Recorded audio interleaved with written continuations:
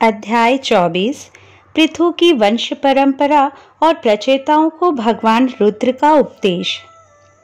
श्री मैत्रेयी जी कहते हैं, विदुर जी, महाराज पृथु के बाद उनके पुत्र परम यशस्वी विजिताश्व राजा हुए। उनका अपने छोटे भाइयों पर बड़ा स्नेह था, इसलिए उन्होंने चारों को एक एक दिशा का अधिकार सौंप दिया। राजा विजिताश्व ने हर्यक्ष को पूर्व, ध्रुमकेश को दक्षिण, वृक को पश्चिम और द्रविड़ को उत्तर दिशा का राज्य दिया। उन्होंने इंद्र से अंतर्धान होने की शक्ति प्राप्त की थी, इसलिए उन्हें अंतर्धान भी कहते थे। उनकी पत्नी का नाम शिखंडिनी था। उससे उनके 3 सुपुत्र हुए। उनके नाम पावक, पवमान और शुचि थे। पूर्व काल में वशिष्ठ जी का शाप होने से उपर्युक्त नाम के अग्नियों ने ही उनके रूप में जन्म लिया था। आगे चलकर योग मार्ग से ये फिर अग्नि रूप हो गए। अंतर्धान ने नभस्वती नाम की पत्नी से एक और पुत्र रत्न हविर्धान प्राप्त हुआ। महाराज अंतर्धान बड़े उदार पुरुष थे। जिस समय इंद्र उनके पिता के अश्वमेध यज्ञ का घोड़ा हरकर ले गए थे, उन्होंने पता लग जाने पर भी उनका वध नहीं किया था। राजा अंतर्धान ने कर लेना, दंड देना, जुर्माना वसूल करना आदि कर्तव्यों को बहुत कठोर एवं दूसरों के लिए कष्टदायक समझकर एक दीर्घकालीन यज्ञ में दीक्षित होने के बहाने अपना राजकाज छोड़ दिया। यज्ञ कार्य में लगे रहने पर भी उन आत्मज्ञानी राजा ने भक्त भय भंजन पूर्णतम परमात्मा की आराधना करके सुदृढ़ समाधि के द्वारा भगवान के दिव्य लोक को प्राप्त किया। विदुर जी, हविर्धान की पत्नी हविर्धानी ने बहिर्षद, गय, शुक्ल, कृष्ण, सत्य और जितव्रत नाम के 6 पुत्र पैदा किए। कुरुश्रेष्ठ विदुर जी, इनमें हविर्धान के पुत्र महाभाग बहिर्षद यज्ञ आदि कर्मकांड और योगाभ्यास में कुशल थे। उन्होंने प्रजापति का पद प्राप्त किया। उन्होंने एक स्थान के बाद दूसरे स्थान में लगातार इतने यज्ञ किए कि ये सारी भूमि पूर्व की ओर अग्रभाग करके फैलाए हुए कुशों से पट गई थी। राजा प्राचीन बरही ने ब्रह्मा जी के कहने से समुद्र की कन्या शतद्रुति से विवाह किया था। सर्वांग सुंदरी किशोरी शतद्रुति सुंदर वस्त्राभूषणों से सज धज कर विवाह मंडप में जब भावर देने के लिए घूमने लगी, तब स्वयं अग्निदेव भी मोहित होकर उसे वैसे ही चाहने लगे जैसे शुकी को चाहा था। नवविवाहिता शतद्रुति ने अपने नुपुरों की झनकार से ही दिशा विदिशाओं के देवता, असुर, गंधर्व, मुनि, सिद्ध, मनुष्य और नाग सभी को वश में कर लिया था। शतद्रुति के गर्भ से प्राचीन बरही के प्रचेता नाम के 10 पुत्र हुए। वे सब बड़े ही धर्मज्ञ तथा एक से नाम और आचरण वाले थे। जब पिता ने उन्हें संतान उत्पन्न करने का आदेश दिया, तब उन सब ने तपस्या करने के लिए समुद्र में प्रवेश किया। वहां 10,000 वर्ष तक तपस्या करते हुए उन्होंने तप का फल देने वाले श्री हरि की आराधना की। घर से तपस्या करने के लिए जाते समय मार्ग में श्री महादेव जी ने उन्हें दर्शन देकर कृपा पूर्वक जिस तत्व का उपदेश दिया था, उसी का वे एकाग्रता पूर्वक ध्यान, जप और पूजन करते रहे। विदुर जी ने पूछा, ब्राह्मण, मार्ग में प्रचेताओं का श्री महादेव जी के साथ किस प्रकार समागम हुआ और उन पर प्रसन्न होकर भगवान शंकर ने उन्हें क्या उपदेश किया? वह सारयुक्त बात आप कृपा करके मुझसे कहिए। ब्रह्मर्षि, शिव जी के साथ समागम होना तो देहधारियों के लिए बहुत कठिन है, औरों की बात ही क्या है। मुनिजन भी सब प्रकार की आसक्ति छोड़कर उन्हें पाने के लिए उनका निरंतर ध्यान ही किया करते हैं, किंतु सहज में पाते नहीं। यद्यपि भगवान शंकर आत्माराम हैं, उन्हें अपने लिए ना कुछ करना है ना पाना, तो भी इस लोक सृष्टि की रक्षा के लिए वे अपनी घोर रूपा शक्ति शिवा के साथ सर्वत्र विचरते रहते हैं। श्री मैत्रेयी जी ने कहा, विदुर जी, साधु स्वभाव प्रचेता गण पिता की आज्ञा शिरोधार्य कर तपस्या में चित्त लगा पश्चिम की ओर चल दिए। चलते चलते उन्होंने समुद्र के समान विशाल एक सरोवर देखा। वह महापुरुषों के चित्त के समान बड़ा ही स्वच्छ था। उसमें रहने वाले मत्स्य आदि जलजीव भी प्रसन्न जान पड़ते थे। उसमें नील कमल, लाल कमल, रात में, दिन में और सायंकाल में खिलने वाले कमल तथा इंदिवर आदि अन्य कई प्रकार के कमल सुशोभित थे। उसके तटों पर हंस, सारस, चकवा और कारंडव आदि जल पक्षी चहक रहे थे। उसके चारों ओर तरह तरह के वृक्ष और लताएं थी। उन पर मतवाले भौरे गूंज रहे थे। उनकी मधुर ध्वनि से हर्षित होकर मानो उन्हें रोमांच हो रहा था। कमल कोश के परागपुंज वायु के झकोरों से चारों ओर उड़ रहे थे, मानो वहां कोई उत्सव हो रहा हो। वहां मृदंग, पड़ाव आदि बाजों के साथ अनेकों दिव्य राग रागिनियों के क्रम से गायन की मधुर ध्वनि सुनकर उन राजकुमारों को बड़ा आश्चर्य हुआ। इतने में ही उन्होंने देखा कि देवाधिदेव भगवान शंकर अपने अनुचरों के सहित उस सरोवर से बाहर आ रहे हैं।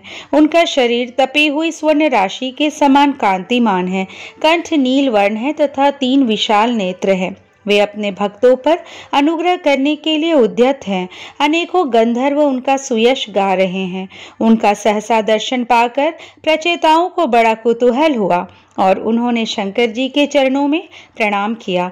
तब शरणागत भयहारी धर्मवत्सल भगवान शंकर ने अपने दर्शन से प्रसन्न हुए उन धर्मज्ञ और शील संपन्न राजकुमारों से प्रसन्न होकर कहा। श्री महादेव जी बोले, तुम लोग राजा प्राचीन बरही के पुत्र हो, तुम्हारा कल्याण हो। तुम जो कुछ करना चाहते हो वह भी मुझे मालूम है। इस समय तुम लोगों पर कृपा करने के लिए ही मैंने तुम्हें इस प्रकार दर्शन दिया है।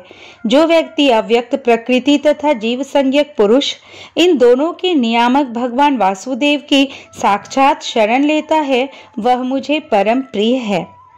अपने वर्णाश्रम धर्म का भली भांति पालन करने वाला पुरुष 100 जन्म के बाद ब्रह्मा के पद को प्राप्त होता है और इससे भी अधिक पुण्य होने पर वह मुझे प्राप्त होता है। परंतु जो भगवान का अनन्य भक्त है, वह तो मृत्यु के बाद ही सीधे भगवान विष्णु के उस सर्व प्रपंचातीत परम पद को प्राप्त हो जाता है, जिसे रुद्र रूप में स्थित मैं तथा अन्य आधिकारिक देवता अपने अपने अधिकार की समाप्ति के बाद प्राप्त करेंगे। तुम लोग भगवत भक्त होने के नाते मुझे भगवान के समान ही प्यारे हो। इसी प्रकार भगवान के भक्तों को भी मुझसे बढ़कर और कोई कभी प्रिय नहीं होता। अब मैं तुम्हें एक बड़ा ही पवित्र, मंगलमय और कल्याणकारी स्तोत्र सुनाता हूँ। इसका तुम लोग सिद्ध भाव से जप करना। श्री मैत्रेय जी कहते हैं, तब नारायण परायण करुणार्द्र हृदय भगवान शिव ने अपने सामने हाथ जोड़े खड़े हुए उन राजपुत्रों को ये स्तोत्र सुनाया। भगवान रुद्र स्तुति करने लगे, भगवान आपका उत्कर्ष उच्च कोटि के आत्मज्ञानियों के कल्याण के लिए, निजानंद लाभ के लिए है। उससे मेरा भी कल्याण हो। आप सर्वदा अपने निरतिशय परमानंद स्वरूप में ही स्थित रहते हैं। ऐसे सर्वात्मक आत्मस्वरूप आपको नमस्कार है। आप पद्मनाभ हैं, भूत सूक्ष्म और इंद्रियों के नियंता, शांत, एक रस और स्वयं प्रकाश वासुदेव भी आप ही है। आपको नमस्कार है। आप ही सूक्ष्म, अनंत और मुखाग्नि के द्वारा संपूर्ण लोकों का संहार करने वाले, अहंकार के अधिष्ठाता, संकर्षण तथा जगत के प्रकृष्ट ज्ञान के उद्गम स्थान, बुद्धि के अधिष्ठाता प्रद्युम्न हैं। आपको नमस्कार है। आप ही इंद्रियों के स्वामी, मनस्तत्व के अधिष्ठाता भगवान अनिरुद्ध हैं। आपको बार बार नमस्कार है। आप अपने तेज से जगत को व्याप्त करने वाले सूर्यदेव हैं। पूर्ण होने के कारण आप में वृद्धि और क्षय नहीं होता। आपको नमस्कार है। आप स्वर्ग और मोक्ष के द्वार तथा निरंतर पवित्र हृदय में रहने वाले हैं। आपको नमस्कार है। आप ही सुवर्ण रूप वीर्य से युक्त और चातुर्होत्र कर्म के साधन तथा विस्तार करने वाले अग्निदेव हैं। आपको नमस्कार है। आप पितर और देवताओं के पोषक सोम हैं तथा तीनों वेदों के अधिष्ठाता हैं। हम आपको नमस्कार करते हैं। आप ही समस्त प्राणियों को तृप्त करने वाले सर्वरस रूप हैं। आपको नमस्कार है।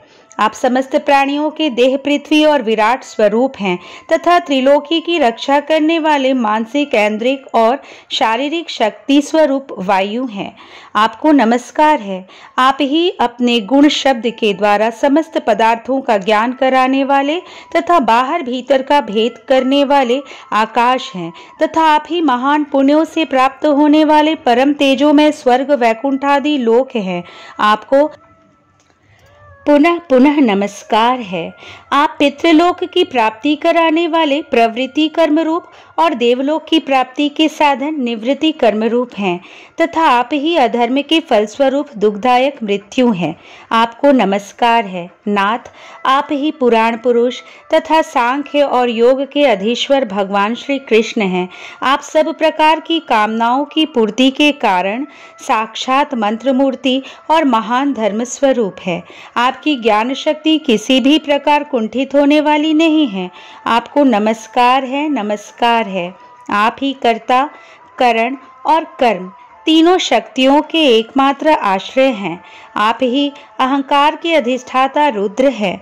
आप ही ज्ञान और क्रिया स्वरूप है तथा आप से ही परा, पश्यंती, मध्यमा और वैखरी 4 प्रकार की वाणी की अभिव्यक्ति होती है। आपको नमस्कार है।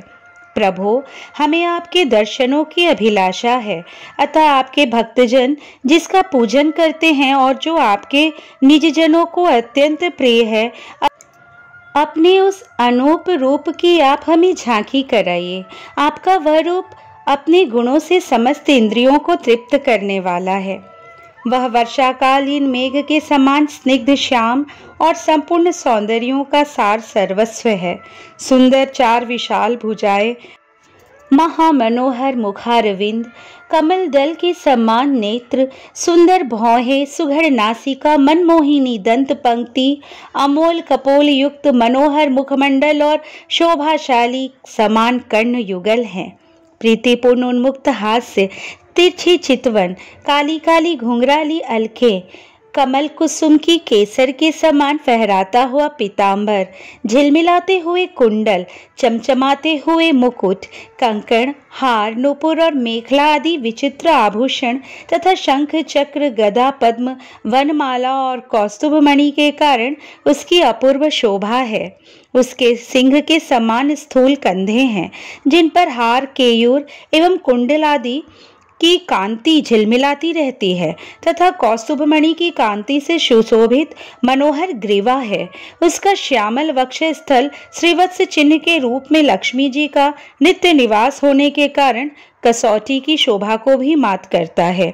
उसका त्रिवली से सुशोभित पीपल के पत्ते के समान सुडौल उदर श्वास के आने जाने से हिलता हुआ बड़ा ही मनोहर जान पड़ता है।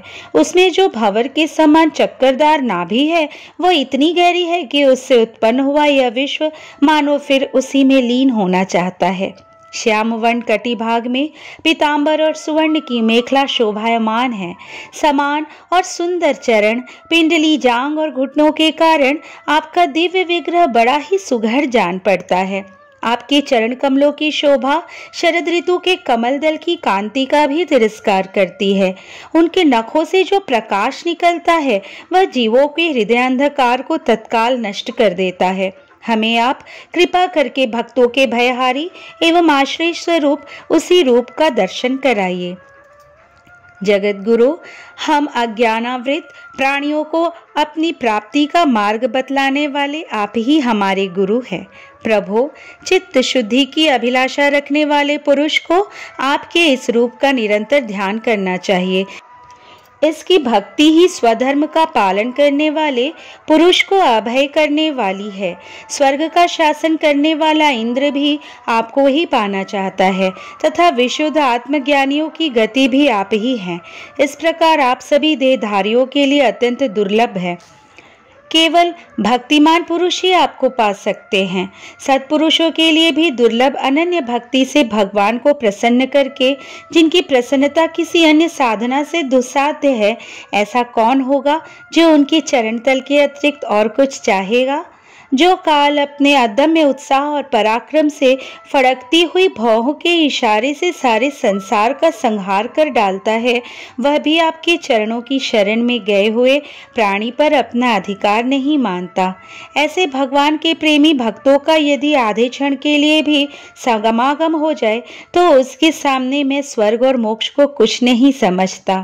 फिर मर्त्य लोक के तुच्छ भोगों की तो बात ही क्या है। प्रभु, आपके चरण संपूर्ण पाप राशि को हर लेने वाले हैं। हम तो केवल यही चाहते हैं कि जिन लोगों ने आपकी कीर्ति और तीर्थ में आंतरिक और बाह्य स्नान करके मानसिक और शारीरिक दोनों प्रकार के पापों को धो डाला है, तथा जो जीवों के प्रति दया, राग, द्वेष रहित चित्त तथा सरलता आदि गुणों से युक्त हैं, उन आपके भक्तजनों का संग हमें सदा प्राप्त होता रहे। यही हम पर आपकी बड़ी कृपा होगी। जिस साधक का चित्त भक्ति योग से अनुग्रहित एवं विशुद्ध होकर न तो बाह्य विषयों में भटकता है और न अज्ञान गुहा रूप प्रकृति में ही लीन होता है, वह अनायास ही आपके स्वरूप का दर्शन पा जाता है, जिसमें यह सारा जगत दिखाई देता है और जो स्वयं संपूर्ण जगत में भास रहा है, वह आकाश के समान विस्तृत और परम प्रकाश में ब्रह्म तत्व आप ही हैं। भगवान, आपकी माया अनेक प्रकार के रूप धारण करती है। इसी के द्वारा आप इस प्रकार जगत की रचना, पालन और संहार करते हैं जैसे यह कोई सद्वस्तु हो, किंतु इससे आप में किसी प्रकार का विकार नहीं आता। माया के कारण दूसरे लोगों में ही भेद बुद्धि उत्पन्न होती है। आप परमात्मा पर वह अपना प्रभाव डालने में असमर्थ होती है। आपको तो हम परम स्वतंत्र ही समझते हैं। आपका स्वरूप पंचभूत, इंद्रिय और अंतःकरण के प्रेरक रूप से उपलक्षित होता है। जो कर्म योगी पुरुष सिद्धि प्राप्त करने के लिए तरह तरह के कर्मों द्वारा आपके सगुण साकार स्वरूप का श्रद्धापूर्वक भली भांति पूजन करते हैं, वे ही वेद और शास्त्रों के सच्चे मर्मज्ञ हैं। प्रभु, आप ही अद्वितीय आदि पुरुष हैं। सृष्टि के पूर्व आपकी माया शक्ति सोई रहती है, फिर उसी के द्वारा सत्व, रज और तम गुण रूप गुणों का भेद होता है और इसके बाद उन्हीं गुणों से महतत्व, अहंकार, आकाश, वायु, अग्नि, जल, पृथ्वी, देवता, ऋषि और समस्त प्राणियों से युक्त इस जगत की उत्पत्ति होती है। फिर आप अपनी ही माया शक्ति से रचे हुए इन जरायुज, अंडज, स्वेदज और उद्भिज भेद से 4 प्रकार के शरीर में अंश रूप से प्रवेश कर जाते हैं और जिस प्रकार मधुमक्खियां अपने ही उत्पन्न किए हुए मधु का आस्वादन करती है, उसी प्रकार वह आपका अंश उन शरीरों में रहकर इंद्रियों के द्वारा इन तुच्छ विषयों को भोगता है। आपके इस अंश को ही पुरुष या जीव कहते हैं। प्रभु, आपका तत्व ज्ञान प्रत्यक्ष से नहीं, अनुमान से होता है। प्रलय काल उपस्थित होने पर काल स्वरूप आप ही अपने प्रचंड एवं असह्य वेग से पृथ्वी आदि भूतों को अन्य भूतों से विचलित कराकर समस्त लोगों का संहार कर देते हैं। जैसे वायु अपने असहनीय एवं प्रचंड झोंकों से मेघों के द्वारा ही मेघों को तितर बितर करके नष्ट कर डालती है। भगवान, यह मोहग्रस्त जीव प्रमादवश हर समय इसी चिंता में रहता है कि अमुक कार्य करना है। इसका लोभ बढ़ गया है और इसे विषयों की लालसा बनी रहती है, किंतु आप सदा ही सजग रहते हैं। भूख से जीभ लपलपाता हुआ सर्प जैसे चूहे को चट कर जाता है, उसी प्रकार आप अपने काल स्वरूप से उसे सहसा लील जाते हैं। आपकी अवहेलना करने के कारण अपनी आयु को व्यर्थ मानने वाला ऐसा कौन विद्वान हो जो आपके चरण कमलों को बिसारेगा। इसकी पूजा तो काल की आशंका से ही हमारे पिता ब्रह्मा जी और स्वयंभुवादि 14 मनुओं ने भी बिना कोई विचार किए केवल श्रद्धा से ही की थी। ब्रह्मन, इस प्रकार सारा जगत रुद्र रूप काल के भय से व्याकुल है। अतः परमात्मन, इस तत्व को जानने वाले हम लोगों के तो इस समय आप ही सर्वथा भय शून्य आश्रय हैं। राजकुमारों, तुम लोग विशुद्ध भाव से स्वधर्म का आचरण करते हुए भगवान में चित्त लगाकर मेरे कहे हुए इस श्लोक का जप करते रहो। भगवान तुम्हारा मंगल करेंगे। तुम लोग अपने अंतःकरण में स्थित उन सर्वभूतांतर्यामी परमात्मा श्री हरि का ही बार बार स्तवन और चिंतन करते हुए पूजन करो। मैंने तुम्हें यह योगादेश नाम का स्तोत्र सुनाया है। तुम लोग इसे मन से धारण कर मुनि व्रत का आचरण करते हुए इसका एकाग्रता से आदर पूर्वक अभ्यास करो। यह स्तोत्र पूर्व काल में जगत विस्तार के इच्छुक प्रजापतियों के पति भगवान ब्रह्मा जी ने प्रजा उत्पन्न करने की इच्छा वाले हम भृगु आदि अपने पुत्रों को सुनाया था। जब हम प्रजापतियों को प्रजा का विस्तार करने की आज्ञा हुई, तब इसी के द्वारा हमने अपना अज्ञान निवृत्त करके अनेक प्रकार की प्रजा उत्पन्न की थी। अब भी जो भगवत परायण पुरुष इसका एकाग्र चित्त से नित्य प्रति जप करेगा, उसका शीघ्र ही कल्याण हो जाएगा। इस लोक में सब प्रकार के कल्याण साधनों में मोक्षदायक ज्ञान ही सबसे श्रेष्ठ है। ज्ञान नौका पर चढ़ा हुआ पुरुष अनायास ही इस दुस्तर संसार सागर को पार कर लेता है। यद्यपि भगवान की आराधना बहुत कठिन है, किंतु मेरे कहे हुए इस स्तोत्र का जो श्रद्धा पूर्वक पाठ करेगा, वो सुगमता से ही उनकी प्रसन्नता प्राप्त कर लेगा। भगवान ही संपूर्ण कल्याण साधनों के एकमात्र प्यारे प्राप्तव्य हैं। अतः मेरे गाए हुए इस स्तोत्र के गान से उन्हें प्रसन्न करके वह स्थिर चित्त होकर उनसे जो कुछ चाहेगा प्राप्त कर लेगा। जो पुरुष उषः काल में उठकर इसे श्रद्धा पूर्वक हाथ जोड़कर सुनता या सुनाता है, वह सब प्रकार के कर्म बंधनों से मुक्त हो जाता है। राजकुमारों, मैंने तुम्हें ये जो परम पुरुष परमात्मा का स्तोत्र सुनाया है, इसे एकाग्र चित्त से जपते हुए तो महान तपस्या करो। तपस्या पूर्ण होने पर इसी से तुम्हें अभीष्ट फल प्राप्त हो जाएगा। इस तरह श्रीमद् भागवत महापुराण के चतुर्थ स्कंद का 24वां अध्याय संपूर्ण हुआ। अध्याय 25 पुरंजनोपाख्यान का प्रारंभ। श्री मैत्रेय जी कहते हैं, विदुर जी, इस प्रकार भगवान शंकर ने प्रचेताओं को उपदेश दिया। फिर प्रचेताओं ने शंकर जी की बड़ी भक्तिभाव से पूजा की। इसके पश्चात वे उन राजकुमारों के सामने ही अंतर्धान हो गए। सबके सब प्रचेता जल में खड़े रहकर भगवान रुद्र के बताए स्तोत्र का जप करते हुए 10,000 वर्ष तक तपस्या करते रहे। इन दिनों राजा प्राचीन बरही का चित्त कर्मकांड में बहुत रम गया था। उन्हें आध्यात्म विद्या विशारद परम कृपालु नारद जी ने उपदेश दिया। उन्होंने कहा कि राजन, इन कर्मों के द्वारा तुम अपना कौन सा कल्याण करना चाहते हो? दुख के आत्यांतिक नाश और परमानंद की प्राप्ति का नाम कल्याण है। वह तो कर्मों से नहीं मिलता। राजा ने कहा, महाभाग नारद जी, मेरी बुद्धि कर्म में फंसी हुई है, इसलिए मुझे परम कल्याण का कोई पता नहीं है। आप मुझे विशुद्ध ज्ञान का उपदेश दीजिए, जिससे मैं इस कर्म बंधन से छूट जाऊं। जो पुरुष कपट धर्ममय गृहस्थाश्रम में ही रहता हुआ पुत्र स्त्री और धन को ही परम पुरुषार्थ मानता है, वह अज्ञानवश संसारारण्य में ही भटकता रहने के कारण उस परम कल्याण को प्राप्त नहीं कर सकता। श्री नारद जी ने कहा, देखो देखो राजन, तुमने यज्ञ में निर्दयता पूर्वक जिन हजारों पशुओं की बलि दी है, उन्हें आकाश में देखो। ये सब तुम्हारे द्वारा प्राप्त हुई पीड़ाओं को याद करते हुए बदला लेने के लिए तुम्हारी बाट देख रहे हैं। जब तुम मरकर परलोक में जाओगे, तब ये अत्यंत क्रोध में भरकर तुम्हें अपने लोहे के सींगों से छेदेंगे। अच्छा, इस विषय में मैं तुम्हें एक प्राचीन उपाख्यान सुनाता हूँ। वह राजा पुरंजन का चरित्र है, उसे तुम मुझसे सावधान होकर सुनो। राजन, पूर्व काल में पुरंजन नाम का एक बड़ा यशस्वी राजा था। उसका अविज्ञात नामक एक मित्र था। कोई भी उसकी चेष्टाओं को समझ नहीं सकता था। राजा पुरंजन अपने रहने योग्य स्थान की खोज में सारी पृथ्वी में घूमा। फिर भी जब उसे कोई अनुरूप स्थान न मिला, तब वह कुछ उदास सा हो गया। उसे तरह तरह के भोगों की लालसा थी। उन्हें भोगने के लिए उसने संसार में जितने नगर देखे, उनमें से कोई भी उसे ठीक न जचा। एक दिन उसने हिमालय के दक्षिण तटवर्ती शिखरों पर कर्मभूमि भारतखंड में एक 9 द्वारों का नगर देखा। वह सब प्रकार के सुलक्षणों से संपन्न था।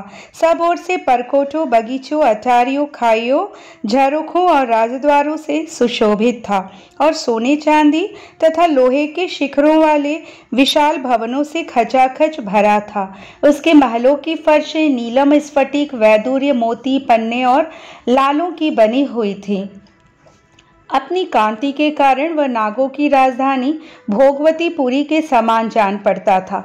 उसमें जहां तहां अनेकों सभा भवन, चौराहे, सड़कें, क्रीड़ा भवन, बाजार, विश्राम स्थान, ध्वजा पताकाएं एवं मूंगे के चबूतरे सुशोभित थे। उस नगर के बाहर दिव्य वृक्ष और लताओं से पूर्ण एक सुंदर बाग था। उसके बीच में एक सरोवर सुशोभित था। उसके आसपास अनेकों पक्षी भांति भांति की बोली बोल रहे थे तथा भौरे गुंजार कर रहे थे। सरोवर के तट पर जो वृक्ष थे, उनकी डालियां और पत्ते शीतल झरनों के जलकणों से मिली हुई वासंती वायु के झकोरों से हिल रहे थे और इस प्रकार वे तटवर्ती भूमि की शोभा बढ़ा रहे थे। वहां के वन्य पशु भी मुनि जनोचित अहिंसा आदि व्रतों का पालन करने वाले थे, इसलिए उनसे किसी को कोई कष्ट नहीं पहुंचता था। वहां बार बार जो कोकिल की कुहू ध्वनि होती थी, उससे मार्ग में चलने वाले बटोहियों को ऐसा भ्रम होता था मानो वह बगीचा विश्राम करने के लिए उन्हें बुला रहा है।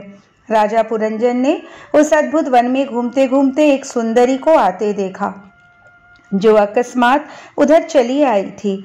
उसके साथ 10 सेवक थे, जिनमें से प्रत्येक 100 नायिकाओं का पति था। एक 5 फन वाला सांप उसका द्वारपाल था, वही उसकी सब ओर से रक्षा करता था। वह सुंदरी भोली भाली किशोरी थी और विवाह के लिए श्रेष्ठ पुरुष की खोज में थी। उसकी नासिका, दंत पंक्ति, कपोल और मुख बहुत सुंदर थे।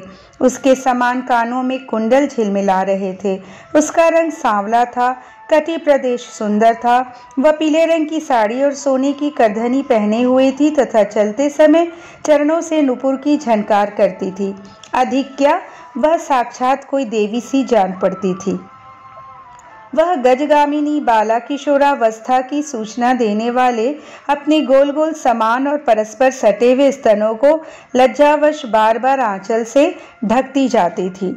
उसकी प्रेम से मटकती भौहें और प्रेमपूर्ण तिरछी चितवन के बाण से घायल होकर वीर पुरंजन ने लज्जायुक्त मुस्कान से और भी सुंदर लगने वाली उस देवी से मधुर वाणी में कहा, कमल दल लोचने, मुझे बताओ तुम कौन हो, किसकी कन्या हो?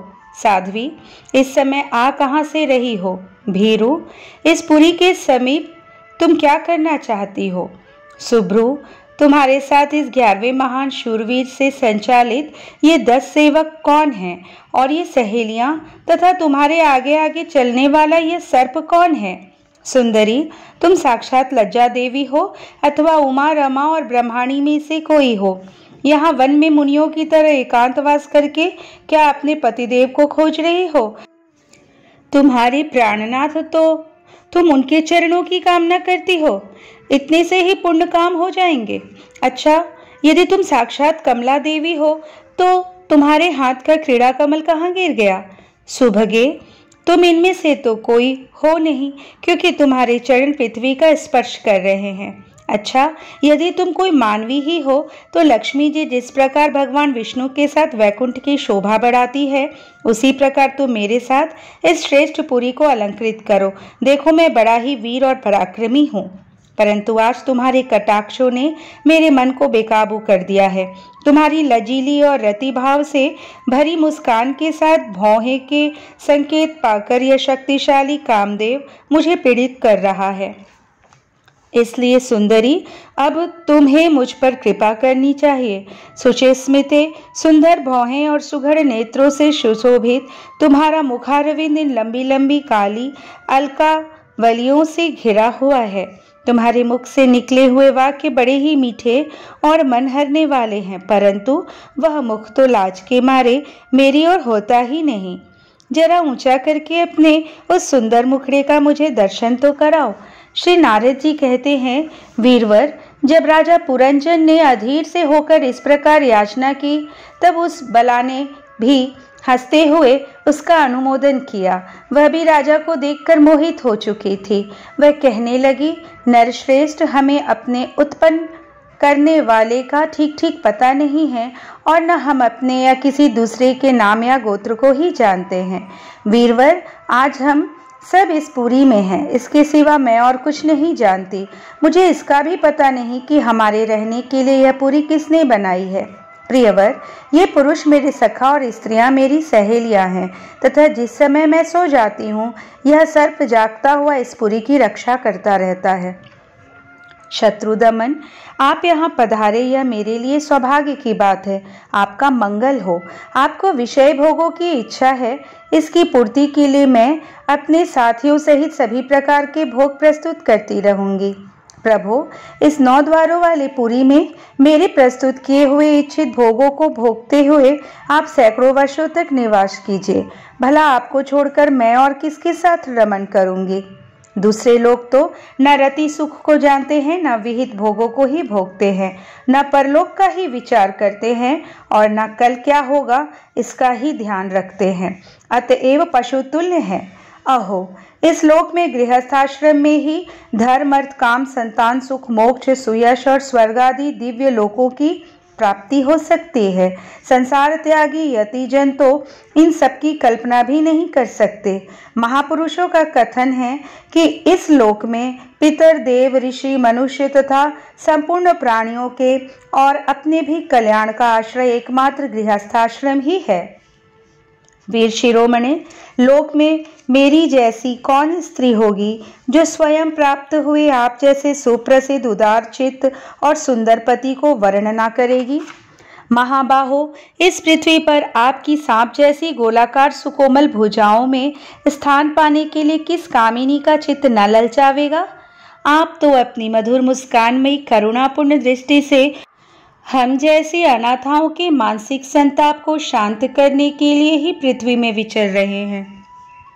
श्री नारद जी कहते हैं, राजन, उन स्त्री पुरुषों ने इस प्रकार एक दूसरे की बात का समर्थन कर फिर 100 वर्षों तक उस पुरी में रहकर आनंद भोगा।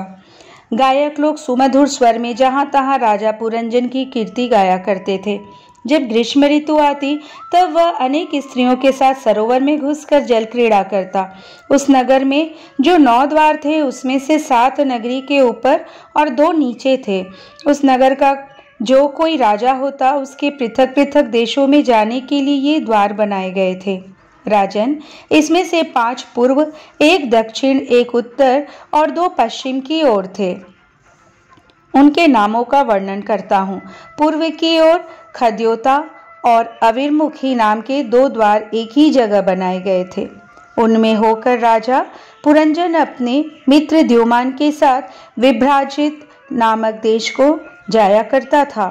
इसी प्रकार उस ओर नलिनी और नालिनी नाम के 2 द्वार और भी एक ही जगह बनाए गए थे। उनसे होकर वह अवधूत के साथ सौरभ नामक देश को जाता था। पूर्व दिशा की ओर मुख्या नाम का जो 5वां द्वार था उसमें होकर वह रसज्ञ और विपण के साथ क्रमशः बहुदन और आपण नाम के देशों को जाता था। पुरी के दक्षिण की ओर जो पितृहु नाम का द्वार था उसमें होकर राजा पुरंजन ध्रुतधर के साथ दक्षिण पांचाल देश को जाता था। उत्तर की ओर जो देवहु नाम का द्वार था उससे श्रुतधर के ही साथ वह उत्तर पांचाल देश को जाता था।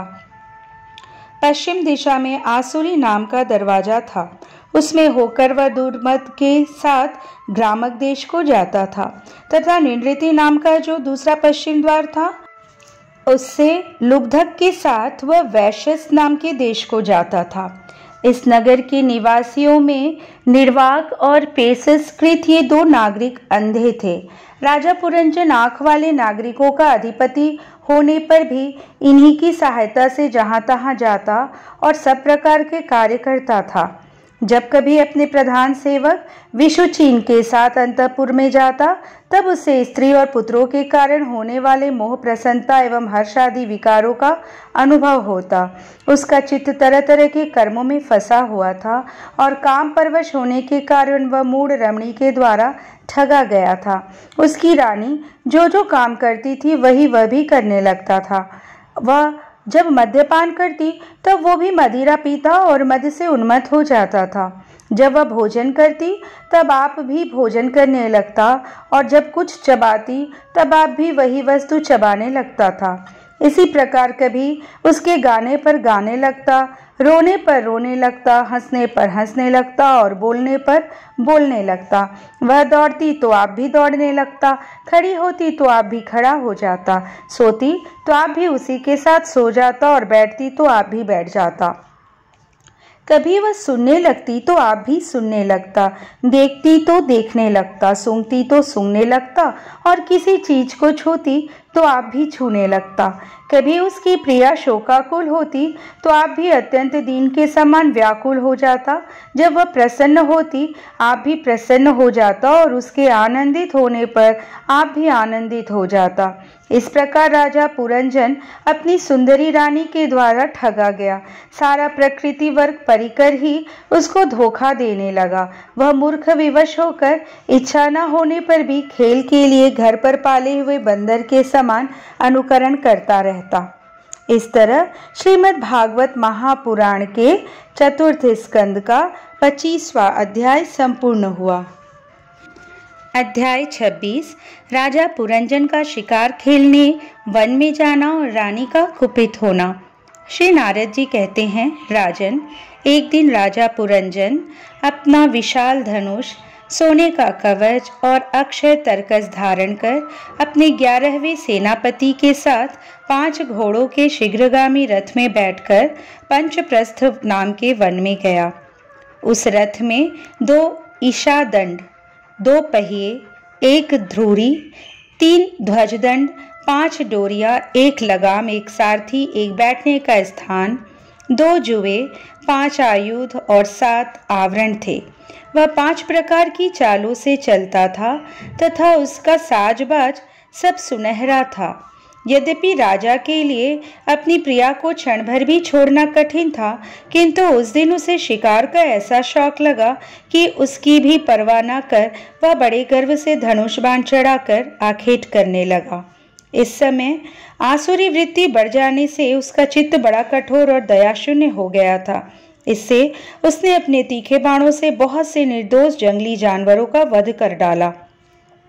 जिसकी मांस में अत्यंत आसक्ति हो वह राजा केवल शास्त्र प्रदर्शित कर्मों के लिए वन में जाकर आवश्यकता अनुसार अनिषिद्ध पशुओं का वध करे, व्यर्थ पशु हिंसा न करे। शास्त्र इस प्रकार उच्छृंखल प्रवृत्ति को नियंत्रित करता है। राजन, जो विद्वान इस प्रकार शास्त्र नियत कर्मों का आचरण करता है वह उस कर्मानुष्ठान से प्राप्त हुए ज्ञान के कारणभूत कर्मों से लिप्त नहीं होता। नहीं तो मनमाना कर्म करने से मनुष्य अभिमान के वशीभूत होकर कर्मों में बंध जाता है तथा गुण प्रवाह रूप संसार चक्र में पड़कर विवेक बुद्धि के नष्ट हो जाने से अधम योनियों में जन्म लेता है। पुरंजन के तरह तरह के पंखों वाले बाणों से छिन्न भिन्न होकर अनेकों जीव बड़े कष्ट के साथ प्राण त्यागने लगे। उसका वह निर्दयतापूर्ण जीव संहार देखकर सभी दयालु पुरुष बहुत दुखी हुए। वे इसे सह नहीं सके। इस प्रकार जहाँ खरगोश, सुअर, भैंसे, नीलगाय, कृष्ण मृग, साही तथा और भी बहुत से मध्य पशुओं का वध करते करते राजा पुरंजन बहुत थक गया। तब वह भूख प्यास से अत्यंत शिथिल हो वन से लौटकर राजमहल में आया। वहां उसने यथा योग्य रीति से स्नान और भोजन से निवृत्त हो कुछ विश्राम करके थकान दूर की। फिर गंध, चंदन और माला आदि से सुसज्जित हो सब अंगों में सुंदर सुंदर आभूषण पहने। तब उसे अपनी प्रिया की याद आई। वह भोजन आदि से तृप्त हृदय में आनंदित मद से उन्मत्त और काम से व्यथित होकर अपनी सुंदरी भार्या को ढूंढने लगा, किंतु उसे वह कहीं भी दिखाई न दी। प्राचीन भर ही तब उसने चित्त में कुछ उदास होकर अंतःपुर की स्त्रियों से पूछा, सुंदरियों, अपनी स्वामिनी के सहित तुम सब पहले की ही तरह कुशल से हो ना? क्या कारण है आज इस घर की संपत्ति पहले जैसी सुहावनी नहीं जान पड़ती? घर में माता अथवा पति परायणा भार्या न हो तो वह घर बिना पहिए के रथ के समान हो जाता है। फिर उसमें कौन बुद्धिमान दीन पुरुषों के समान रहना पसंद करेगा? अतः बताओ, वह सुंदरी कहाँ है जो दुख समुद्र में डूबने पर मेरी विवेक बुद्धि को पद पद पर जागृत करके मुझे उस संकट से उबार लेती है? स्त्रियों ने कहा, नरनाथ, मालूम नहीं आज आपकी प्रिया क्या ठानी है। शत्रुदमन, देखिए वे बिना बिछौने के पृथ्वी पर ही पड़ी हुई है। श्री नारद जी कहते हैं, राजन, उस स्त्री के संग से राजा पुरंजन का विवेक नष्ट हो चुका था, इसलिए अपनी रानी को पृथ्वी पर अस्त व्यस्त अवस्था में पड़ी देखकर वह अत्यंत व्याकुल हो गया। उसने दुखित हृदय से उसे मधुर वचनों द्वारा बहुत कुछ समझाया, किंतु उसे अपनी प्रेयसी के अंदर अपने प्रति प्रणय कोप का कोई चिन्ह नहीं दिखाई दिया। वह मनाने में भी बहुत कुशल था, इसलिए अब पुरंजन ने उसे धीरे धीरे मनाना आरंभ किया। उसने पहले उसके चरण छुए और फिर गोद में बिठाकर बड़े प्यार से कहने लगा। पुरंजन बोला, सुंदरी, वे सेवक तो निश्चय ही बड़े अभागे हैं जिनके अपराध करने पर स्वामी उन्हें अपना समझकर शिक्षा के लिए उचित दंड नहीं देते। सेवक को दिया हुआ स्वामी का दंड तो उस पर बड़ा अनुग्रह ही होता है। जो मूर्ख है उन्हीं को क्रोध के कारण अपने हितकारी स्वामी के किए हुए उस उपकार का पता नहीं चलता। सुंदर दंतावली और मनोहर भौहों से शोभा पाने वाली मनस्विनी, अब यह क्रोध दूर करो और एक बार मुझे अपना समझकर प्रणय भार तथा लज्जा से झुका हुआ एवं मधुर मुस्कानमयी चितवन से सुशोभित अपना मुखड़ा दिखाओ। अहो, भ्रमर पंक्ति के समान नीली अलकावली, उन्नत नासिका और सुमधुर वाणी के कारण तुम्हारा वह मुखारविंद कैसा मनमोहक जान पड़ता है। वीर पत्नी, यदि किसी दूसरे ने तुम्हारा कोई अपराध किया हो तो उसे बताओ। यदि वह अपराधी ब्राह्मण कुल का नहीं है तो मैं उसे अभी दंड देता हूँ। मुझे तो भगवान के भक्तों को छोड़कर त्रिलोकी में अथवा उससे बाहर कोई ऐसा नहीं दिखाई देता जो तुम्हारे अपराध करके निर्भय और आनंद पूर्वक रह सके। प्रिय, मैंने आज तक तुम्हारा मुख कभी तिलकहीन, उदास, मुरझाया हुआ, क्रोध के कारण डरावना, कांतिहीन और स्नेह शून्य नहीं देखा, और न कभी तुम्हारे सुंदर स्तनों को ही शोकाश्रुओं से भीगा तथा बिंबाफल सदृश अधरों को स्निग्ध केसर की लाली से रहित देखा है। मैं व्यसनवश तुमसे बिना पूछे शिकार खेलने चला गया, इसलिए अवश्य अपराधी हूँ। फिर भी अपना समझकर तुम मुझ पर प्रसन्न हो जाओ। कामदेव के विषम बाणों से अधीर होकर जो सर्वदा अपने अधीन रहता है, उस अपने प्रिय पति को उचित कार्य के लिए भला कौन कामिनी स्वीकार नहीं करती। इस तरह श्रीमद् भागवत महापुराण के चतुर्थ स्कंद का 26वां अध्याय संपूर्ण हुआ। अध्याय 27 पुरंजनपुरी पर चंडवेग की चढ़ाई तथा काल कन्या का चरित्र। श्री नारद जी कहते हैं, महाराज, इस प्रकार वह सुंदरी अनेकों नखरों से पुरंजन को पूरी तरह अपने वश में कर उसे आनंदित करती हुई विहार करने लगी। उसने अच्छी तरह स्नान कर अनेक प्रकार के मांगलिक श्रृंगार किए तथा भोजन आदि से तृप्त होकर वह राजा के पास आई। राजा ने उस मनोहर मुख वाली राजमहिषी का सादर अभिनंदन किया। पुरंजनी ने राजा का आलिंगन किया और राजा ने उसे गले लगाया। फिर एकांत में मन के अनुकूल रहस्य की बातें करते हुए वह ऐसा मोहित हो गया कि उस कामनी में ही चित्त लगा रहने के कारण उसे दिन रात के भेद से निरंतर बीतते हुए काल की दुस्तर गति का भी कुछ पता न चला। मद से छका हुआ मनस्वी पुरुष पुरंजन अपनी प्रिया की भुजा पर सिर रखे महामूल्य शैया पर पड़ा रहता। उसे तो वह रमणी ही जीवन का परम फल जान पड़ती थी।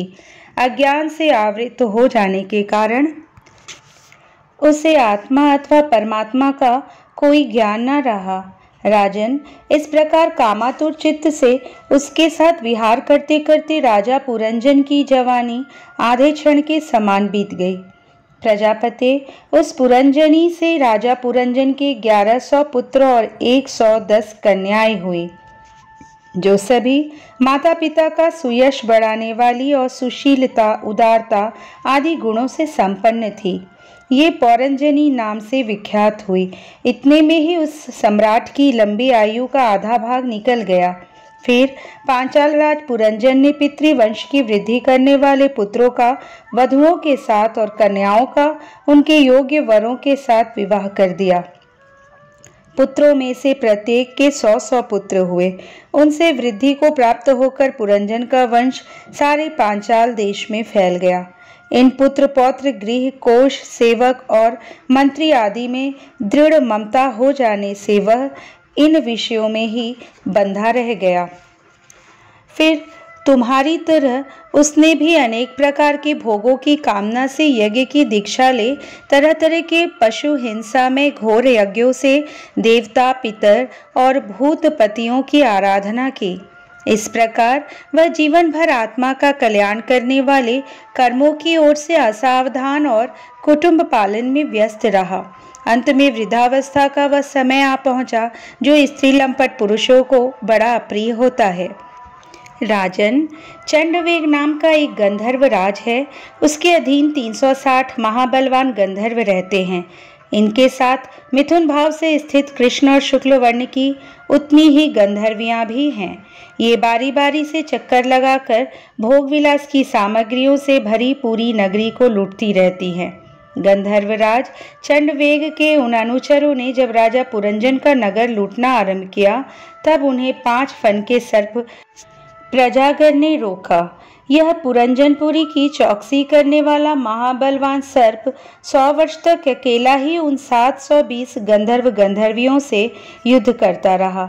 बहुत से वीरों के साथ अकेले ही युद्ध करने के कारण अपने एकमात्र संबंधी प्रजाकर को बलहीन हुआ देख राजा पुरंजन को अपने राष्ट्र और नगर में रहने वाले अन्य बांधवों के सहित बड़ी चिंता हुई।